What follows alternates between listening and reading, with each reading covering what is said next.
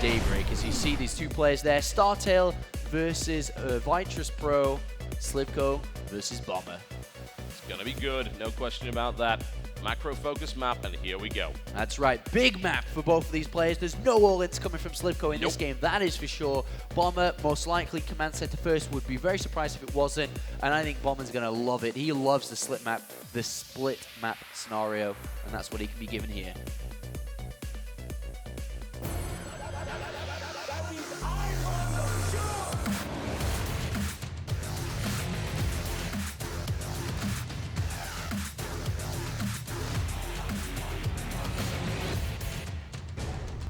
IPL 5.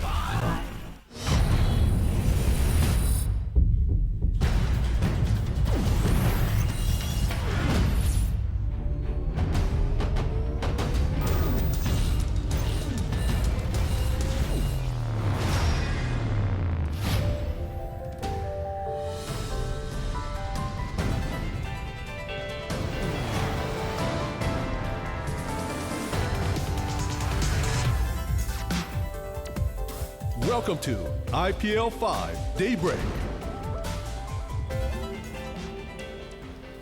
Yes, indeed, folks. IPL 5 Daybreak.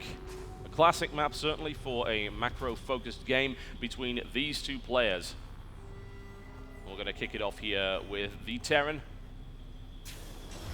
In the red trunks, it is Startail Bomber.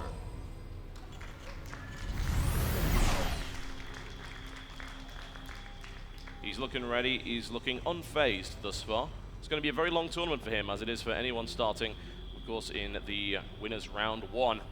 But it could be even longer for his opponent, who's currently down 1 map in this best-of-3 series. Playing Zerg. In the blue trunks, it is Virtus Pro sLivko.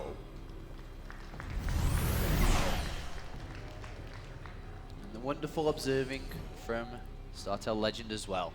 living up to his name, as always. That is right. He is a funny guy. He's a very funny guy. But one guy that isn't funny right now is sLivko with a very serious face. He's not messing around.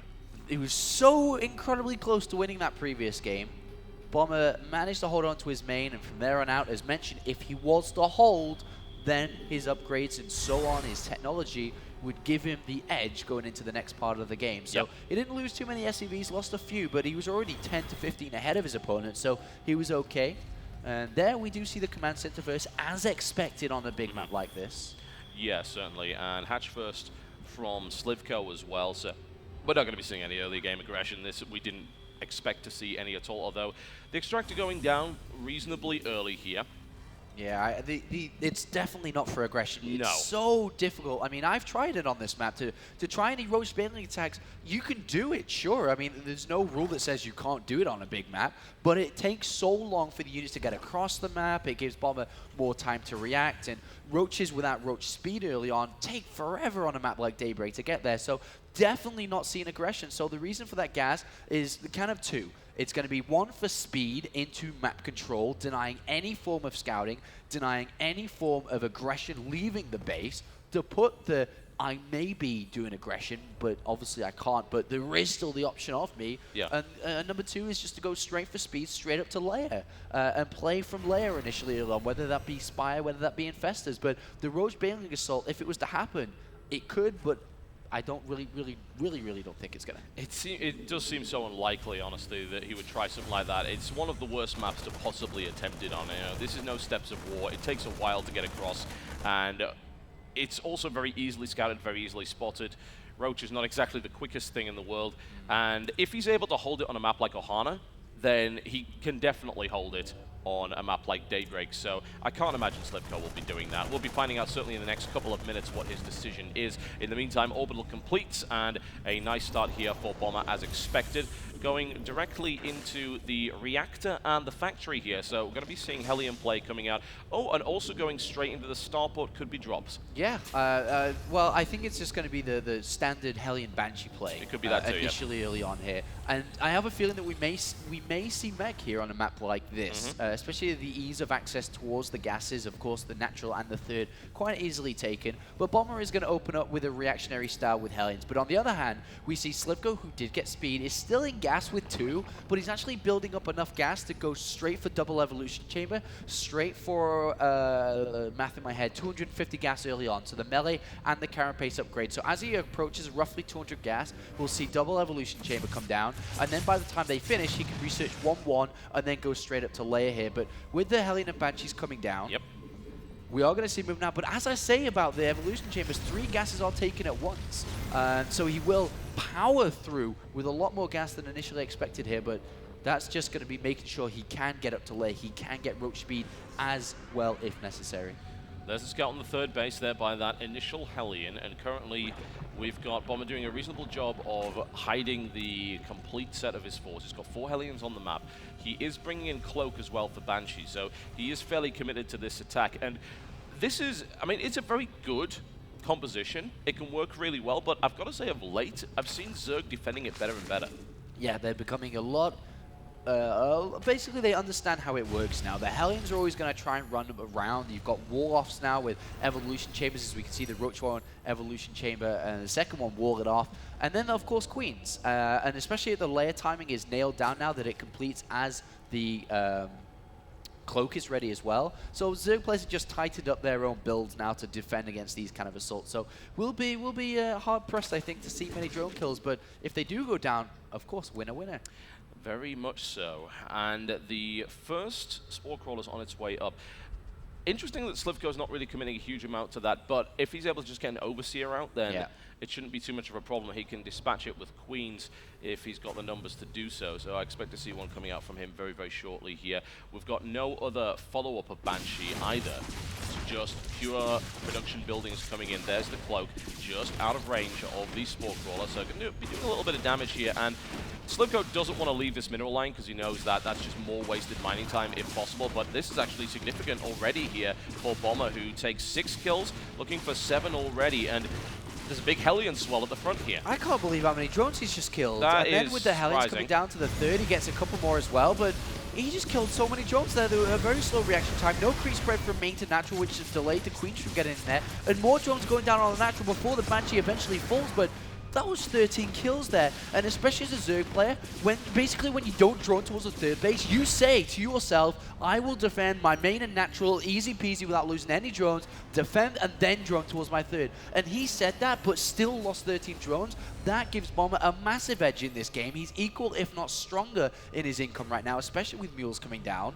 That's a really, really good start here for StarTel Bomber. Well, I mentioned earlier the idea that there was only one Spore Crawler going down. It seems like that was definitely not the number that he needed.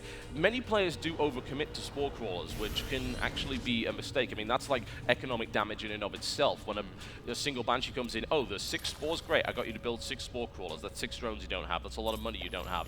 That was a win for me. But in this case, it was the exact opposite, and sLivko takes significant damage. Banshee remains in the air. The Hero Banshee went down earlier, but there's still 8 Hellions on the map. That's good map control here for Bomber. Great production for Bomber. He takes his 3rd, and everything is going right here. Yeah, and I mean, sLivko actually has no vision on the map whatsoever. He's losing overlords left and right because of this Viking that's been added in. He doesn't know if the 3rd's been taken or not, and the Hellions will deny him ever finding out unless an Overseer gets over there, which the Vikings are trying to shut down as well. So this is really, really good play from Bomber. The problem with sLivko's play right now is he's not researching 2-2, I can see. Because he's been starved on resources, he's trying to get pathogen glands down, he's trying to build infestors, he's trying to build drones, and he hasn't hit his good 2-2 timing, which is going to give the edge in upgrades closer and closer towards Bomber here. Which is the last thing you want to do when it comes to Bomber. He's very upgrade-centric, pretty much always double engineering bay, powering through, armory timing straight into 2-2, having these really, really powerful marine forces, which is generally what he relies on. We're going up to Hive on the 12-minute mark here. with economic damage having been done, what do you reckon to this move?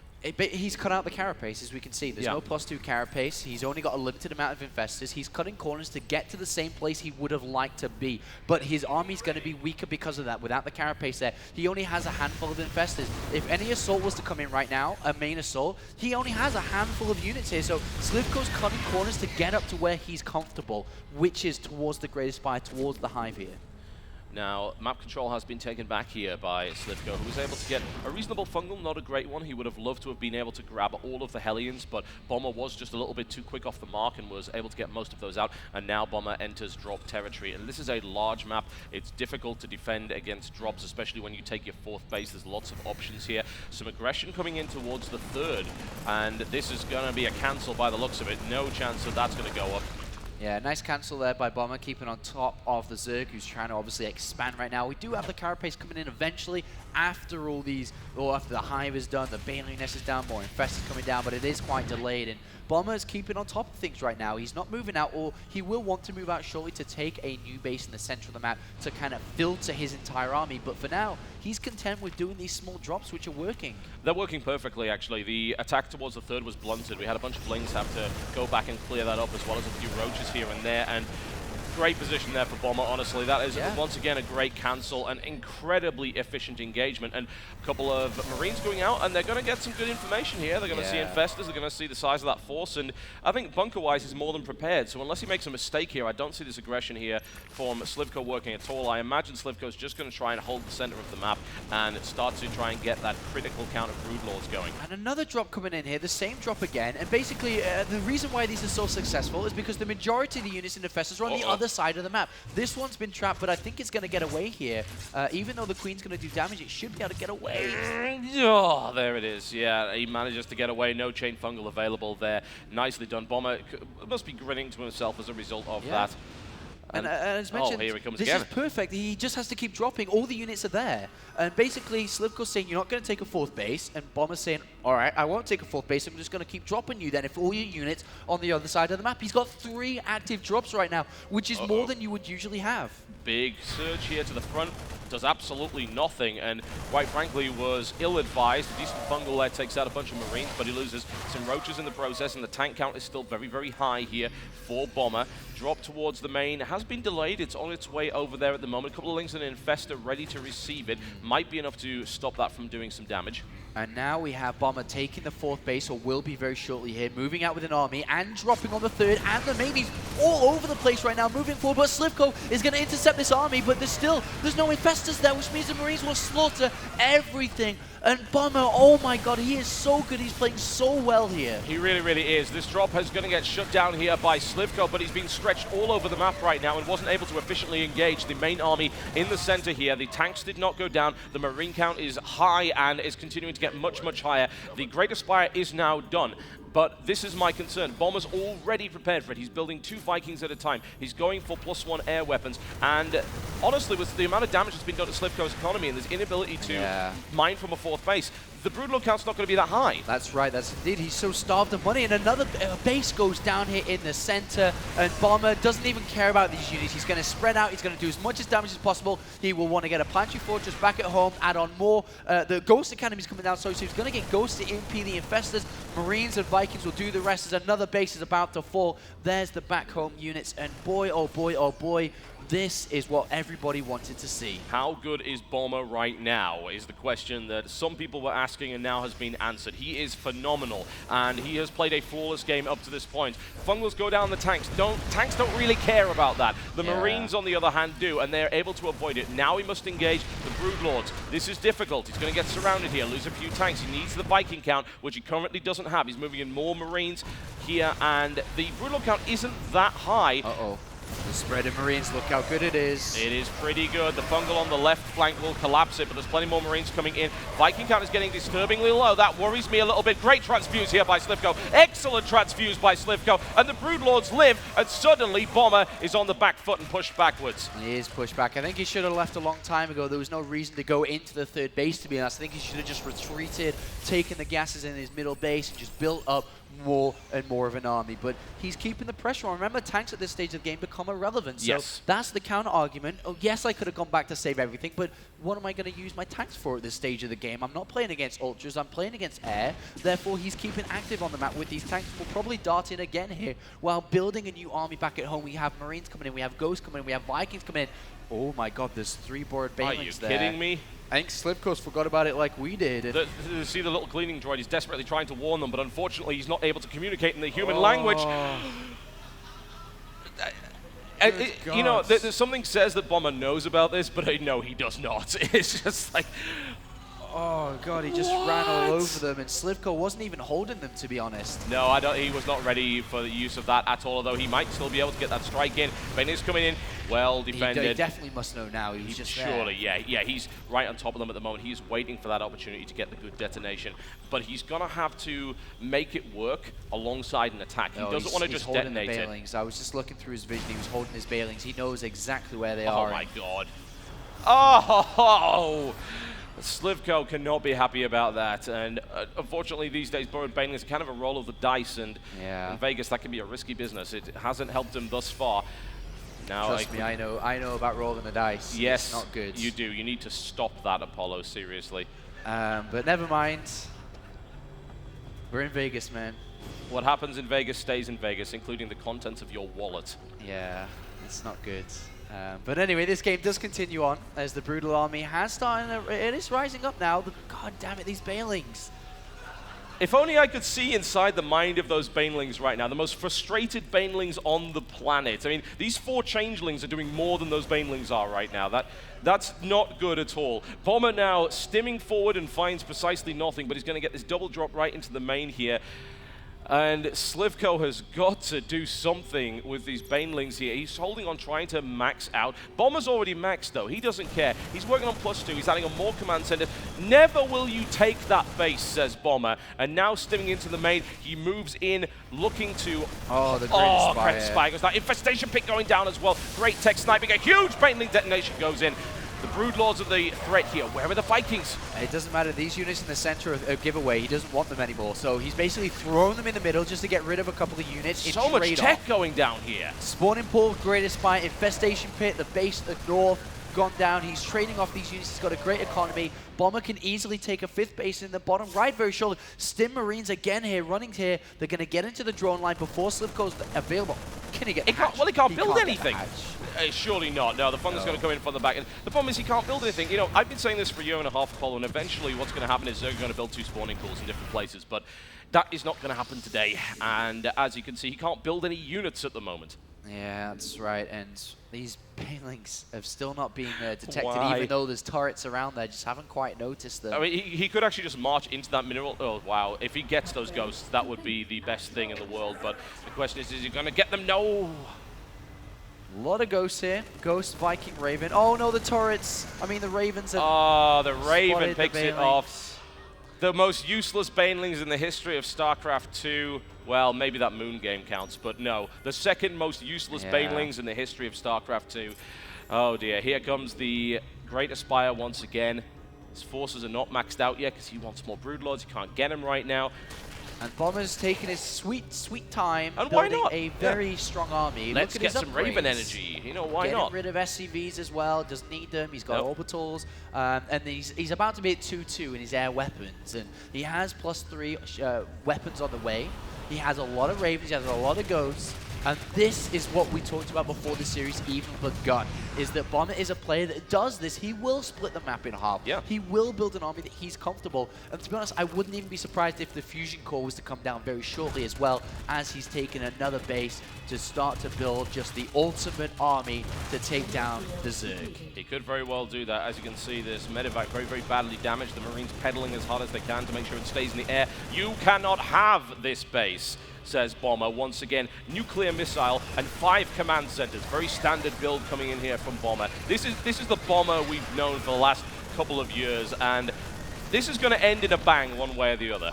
Yeah, and I'm pretty sure it's going to be in Bomber's favor at the moment. Looks like it at the moment. You know, every time we say that, somehow, some way, the Broodlords still manage to survive, but they don't have upgrades. As you can see, they only have +1 carapace, if I'm not mistaken, compared to 2-2 on the air, and then combined with all the ghosts, which are going to EMP, they have snipes, there's ravens around, flying around, there's going to be auto turret harassment, there's going to be Seeker missile bombs onto the actual army as well, and then at the end of the day, there's still 37 Marines underneath all of that as well. So a very strong army from Bomber. He can't have this one either, says Bomber. He's going to go take that out, and with +2 air weapons, that's going to die very quickly. This is a ridiculously good play here from Bomber, and sLivko's being pulled all over the place, like, what do I do? What do I do? And the more time he takes, the more energy is being built up on all these Terran caster units, and we will also see this perfect army composition, nuclear missile being complete, +3 air weapons being complete. We don't need any SCVs anymore because we have about 27 orbital commands. That's true. And, well, I think Bomber is getting very brave. I think he's starting to puff out those feathers because he's going to move out shortly. Well, he should. His upgrades are coming. There's the fusion core as expected. He'll take the south base very shortly as well. He's got the turrets coming down. He'll take this and make sure that he wins this game. He wants to go forward 2-0 onto the next round, falling down into the loser bracket, which unfortunately Root Todd has to do, is going to be very hard. 2 ghosts are moving forward. Goodbye, Infestors. Yep, that could be a very easy set of snipes that take 1, takes 2. Quick reaction there by sLivko. And of course, the looming threat of that nuclear missile ready, usually used, of course, to force the Zerg player out of position, but who knows? Bomber has been absolutely fantastic with nuclear missiles in the past. We'll see what he can pull up.